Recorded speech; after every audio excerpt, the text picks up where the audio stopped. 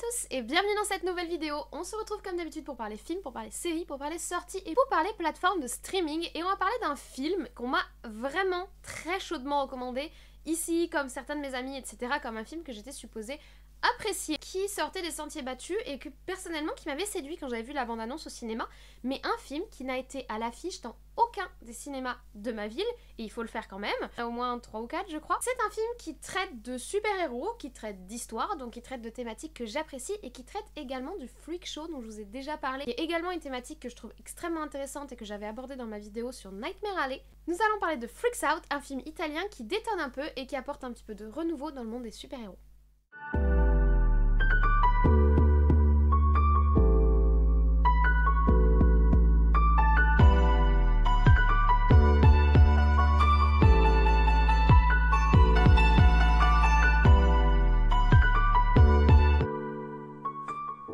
Alors, Freaks Out est un film qui est sorti le 30 mars 2022, donc ça fait un petit moment déjà, mais que j'ai eu très honnêtement du mal à voir tout simplement parce qu'il n'a été programmé dans aucune des salles de cinéma de ma ville, et il faut le faire parce qu'il n'y a pas qu'un seul cinéma, clairement. C'est un film dont j'avais entreaperçu la bande-annonce, et d'ailleurs j'en avais pas particulièrement entendu parler à part ça, et honnêtement, c'est le genre de film que si vous ne m'aviez pas vraiment recommandé de le voir, et si j'avais vraiment pas eu des retours très enthousiastes autour, j'aurais pu passer à côté, tout simplement parce que moi, j'ai déjà beaucoup de choses à regarder au quotidien, je vais principalement au cinéma, et j'ai beaucoup de sorties, quasiment toutes les semaines, j'ai 1 ou 2 sorties qui m'intéressent au cinéma. Je regarde aussi beaucoup les plateformes de streaming, mais quand un film est disponible ni dans l'un ni dans l'autre, c'est vrai que généralement, il est très possible que je passe à côté, sauf si vraiment une hype énorme, mais il arrive très souvent que je passe à côté. Donc ça déjà, c'est un premier point qu'il faut comprendre, c'est que je pense qu'il y a beaucoup de gens qui ont passé à côté de ce film, et que ce film va passer un petit peu inaperçu du fait de sa distribution qui est un petit peu particulière puisqu'il ne sort ni en salle, enfin il ne sort que dans quelques salles un petit peu triées sur le volet, et il ne sort pas sur plateforme de streaming, en tout cas pour le moment il n'est pas annoncé. C'est un film qui est italio-belge et c'est un film qui dure 2h21. Il est sorti en 2021 en Italie puisqu'il a été présenté à la Mostra de Venise, qui est l'équivalent du Festival de Cannes mais pour les Italiens, et chez nous il est arrivé en mars 2022. Ce film est un film un petit peu compliqué à classer puisque en fonction des classifications et en fonction des sites, il est cité comme film historique, film de guerre, film de science-fiction ou film d'action. C'est-à-dire que c'est vraiment un film qui est un petit peu insaisissable et moi-même je saurais pas vraiment vous dire dans quelle classification je le mettrais parce que il est pas franchement inscrit dans un genre. Il oscille un petit peu entre les deux, il est un petit peu touche à tout. C'est un film qui est assez difficile à classer et qui a une identité assez complexe et c'est vrai que honnêtement, c'est plutôt pour le mieux. C'est-à-dire que c'est vraiment un truc à double tranchant. Quand on voit qu'un film est difficile à classer, soit c'est parce qu'il est confus et qu'on sait pas trop ce que ça raconte, et dans ce cas-là c'est plutôt négatif, soit c'est que c'est un film qui est vraiment original et vraiment différent, et donc on a du mal à savoir dans quelle catégorie le mettre. Donc dans le cas de ce film-là, moi je trouve plutôt intéressant de voir qu'il est un petit peu touche à tout et qu'il se situe à la frontière entre plein de genres. C'est vrai qu'il s'inscrit dans un contexte historique, c'est vrai qu'il parle de guerre, mais pas seulement, il va au-delà de ça, il parle même de la figure du super-héros, donc on est sur plusieurs domaines et on essaye de conjuguer un petit peu tous ces domaines pour faire un gloubi-boulga, un mélange de tout ça qui est différent et on cherche vraiment à faire un film qui change en tout cas. À la réalisation, nous avons Gabriele Maitini, je pense que ça se dit comme ça. C'est un réalisateur que je ne connaissais pas du tout, je connais très peu le cinéma italien, c'est pas forcément un cinéma qui arrive jusqu'à moi. Donc ce réalisateur a principalement réalisé des courts-métrages que je ne connais pas et il est aussi derrière un film de 2017 qui traite déjà de la thématique de super-héros de façon un petit peu détournée, qui est le film Jigrobots ou He is Jigrobots. J'ai vu plusieurs titres différents. C'est un film que je n'ai pas vu mais honnêtement il m'intrigue assez et si j'ai le temps, en tout cas je l'ai mis dans ma liste de films à voir parce que le film m'intrigue et en plus, il a l'air de s'inscrire un petit peu dans la même veine que ce Freaks Out, donc honnêtement, je ne connaissais pas du tout le réalisateur, mais je suis intriguée. Au casting, on a également des acteurs que je ne connais pas, des acteurs italiens, mais pas seulement. L'héroïne est incarnée par Aurora Giovinazzo, alors je ne la connais pas, apparemment elle a joué dans les films immatures de leur titre original Immaturi 1 et 2, qui ont l'air d'être plutôt des comédies. C'est une actrice que je trouve très belle et qui, je trouve, a un jeu assez fin, plein de subtilité au niveau des émotions. Je trouve que c'est un très bon premier rôle. Honnêtement, elle fait un très beau travail. Bon, son personnage est également très bien écrit, mais elle passe très bien à l'image et elle nourrit vraiment son personnage avec beaucoup d'émotions, etc. Donc, je trouve que c'est une très bonne actrice que je ne connaissais pas du tout. Ensuite, nous avons également Pietro Castellitto, que je ne connais pas, qui est italien et qui a joué dans le film Predator qui est sorti en 2020. J'avais vu passer l'affiche, mais j'avoue ne pas avoir vu le film. On a également un acteur allemand, Franz Rogowski, qui a la subtilité d'être également un chorégraphe et un danseur. Et ce que je trouve super intéressant, c'est qu'en fait, dans le film, pour incarner les personnages italiens, ils ont choisi des acteurs italiens. Pour incarner les personnages allemands, ils ont choisi des acteurs allemands. C'est-à-dire, ils n'ont pas fait jouer des Allemands, des personnes qui ne sont pas allemandes. Et d'ailleurs, ils ont également laissé les paroles dans la langue originale. C'est-à-dire que l'acteur allemand va parler allemand dans son personnage et que les acteurs italiens vont parler italien. Et ça, je trouve ça vraiment super intéressant. C'est-à-dire, à part quelques moments où ils changent de langue, je trouve super intéressant de respecter l'origine nationale des personnages. J'ai trouvé que c'était un très beau parti pris. Et pour parachever le casting, je voulais mettre en avant l'acteur Max Mazzotta parce que j'ai vraiment beaucoup aimé son personnage. J'ai trouvé qu'il avait vraiment, enfin, j'ai trouvé qu'il avait quelque chose à l'écran, ce monsieur. Ce n'est que des acteurs que je ne connais pas.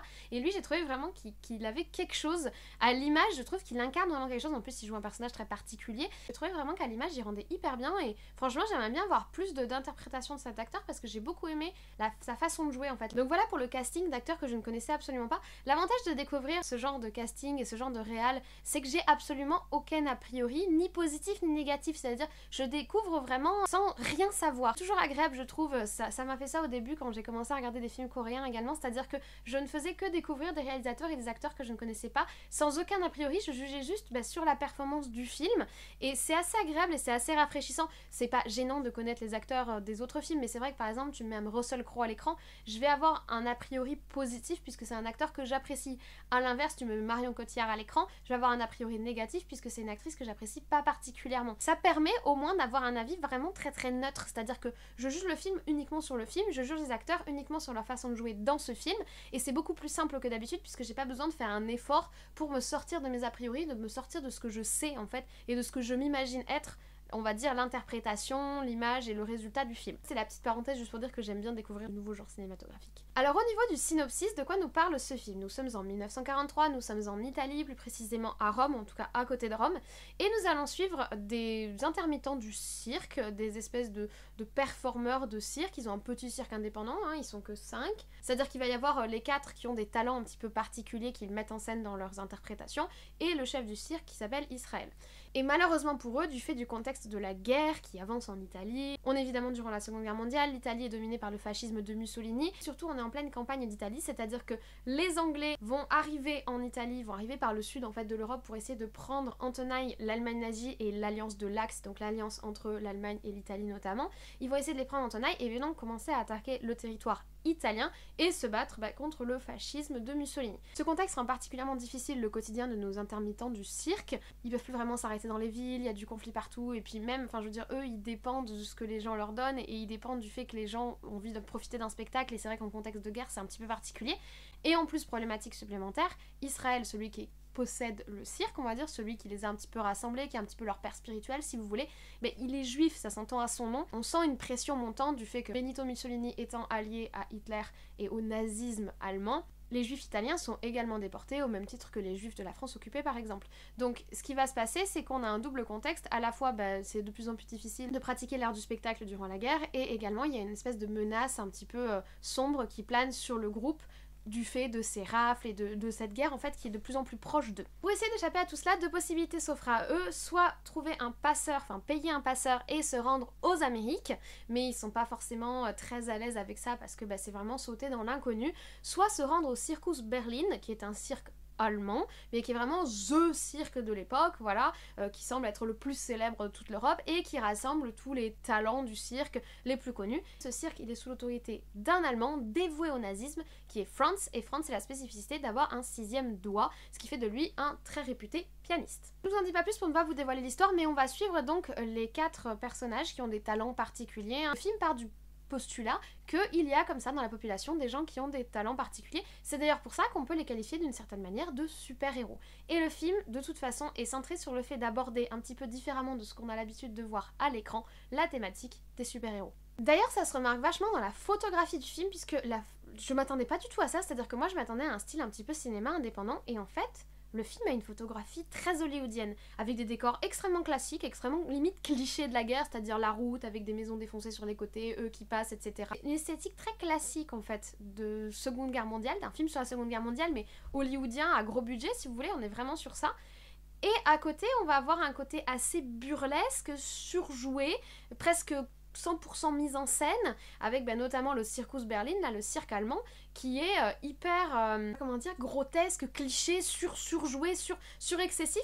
Donc on a vraiment deux esthétiques qui se font face dans ce film, c'est-à-dire un côté presque trop, visuellement, et un côté hyper hollywoodien, hyper léché, même presque trop propre par moment. Donc c'est assez curieux, c'est pas désagréable hein, clairement, mais le film il est vraiment, là encore il est un petit peu inclassable. D'un côté dans une esthétique très hollywoodienne, très classique, film de guerre, film de super-héros, et de l'autre côté il tente des choses dans un côté un petit peu plus burlesque, donc c'est assez particulier très honnêtement, mais j'ai trouvé les décors sont vraiment intéressants, mais surtout les décors de cirque, l'esthétique nazie qui est développée dans le film, qui est surexcessive, clairement, et qui en est presque humoristique d'un certain level d'humour noir, vous voyez, burlesque mais noir, c'est-à-dire que vraiment, d'une certaine manière, on tourne en dérision le nazisme, on en donne une image auquel on n'est pas du tout habitué, et j'ai trouvé ça très intéressant visuellement, et assez esthétique aussi, puisqu'il y a vraiment un travail assez léché sur l'image, hein. Honnêtement, il y a quelque chose de très esthétique dans le film, et on alterne entre, du coup, cette image intéressante, un petit peu décalée, et ce côté très hollywoodien, très classique, donc c'est assez particulier, mais c'est pas désagréable.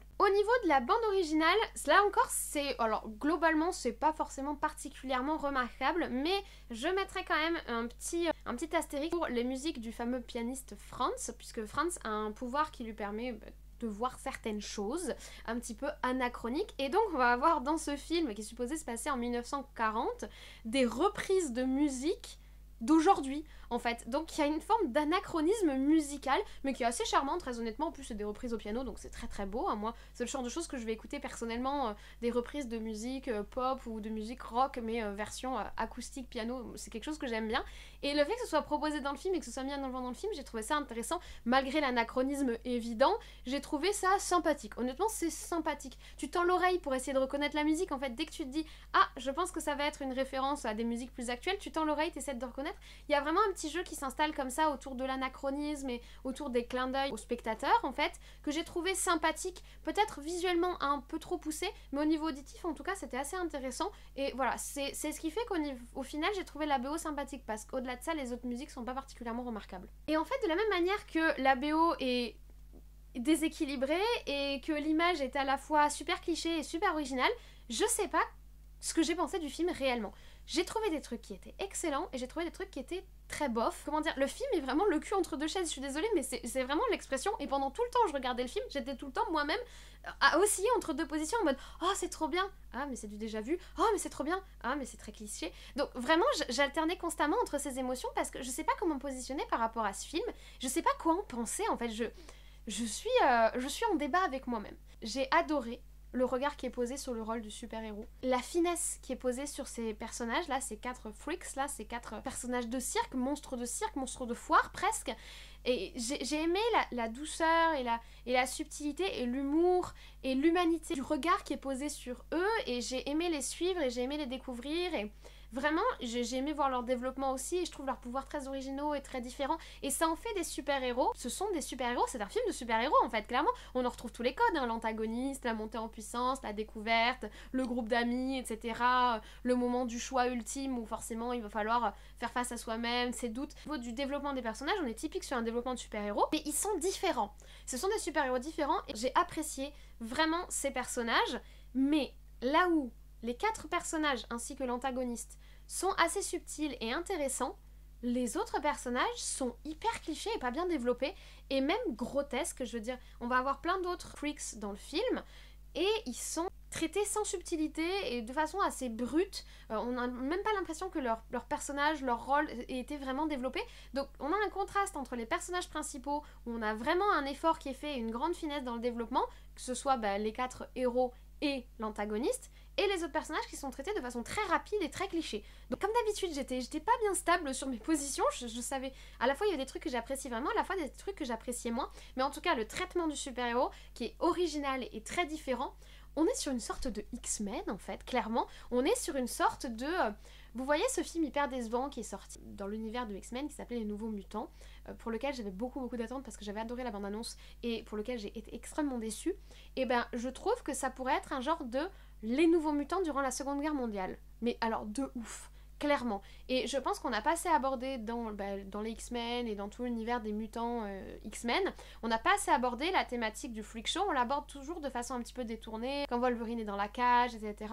on en voit aussi dans certains films des plus récents, notamment Days of Future Past, mais on n'a jamais trop creusé le sujet, et je trouve ça super intéressant de mettre en parallèle des espèces de super-héros avec des pouvoirs un peu différents, un peu mutants, et cirque en fait, le cirque de monstres, puisque c'est clairement ça.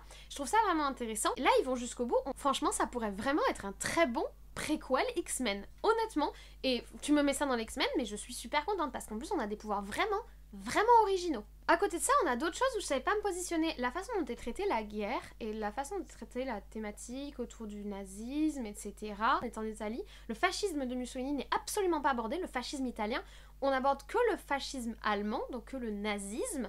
Ça m'a beaucoup déstabilisée, honnêtement. J'ai trouvé ça très bizarre. J'ai pas trop compris. L'imagerie, en fait, qui est associée au nazisme dans ce film. Et honnêtement, elle est intéressante, mais elle est déstabilisante. On dirait presque... C'est comme si Tarantino nous parlait des nazis, vous voyez? Je sais pas si vous...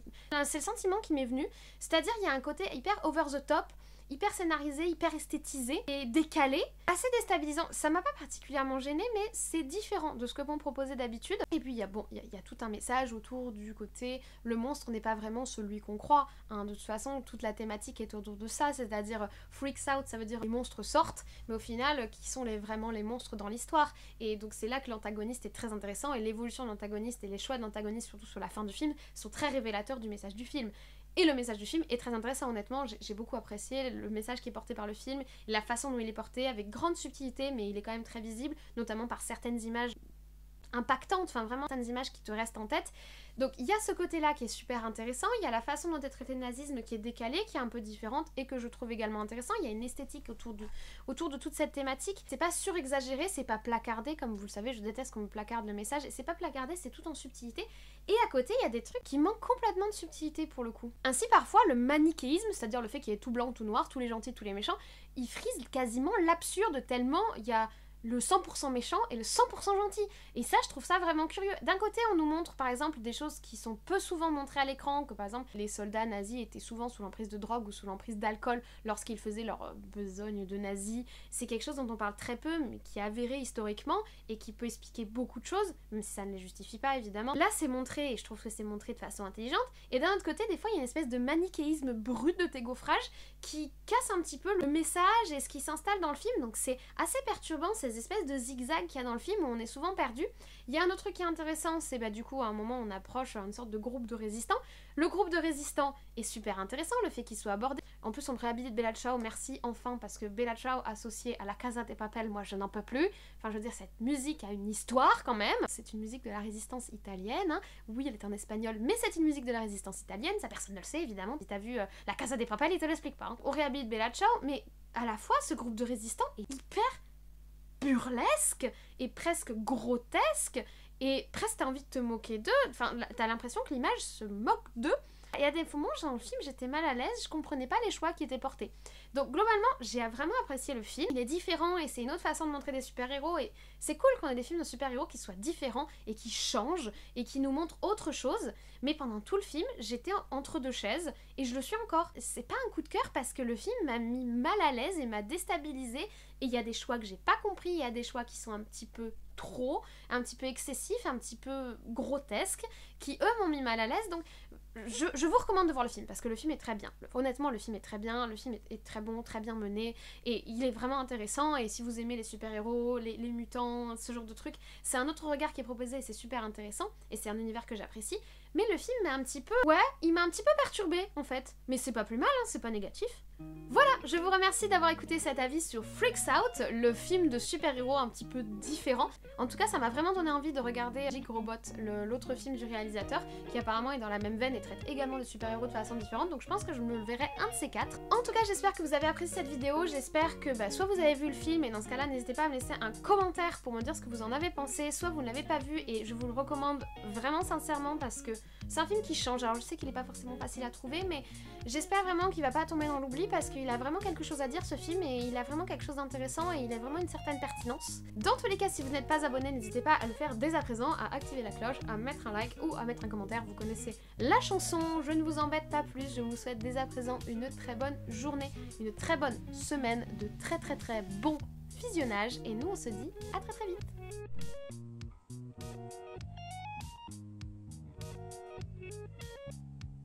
petit peu différent. En tout cas, ça m'a vraiment envie de donner... En tout cas, ça m'a vraiment donné envie de regarder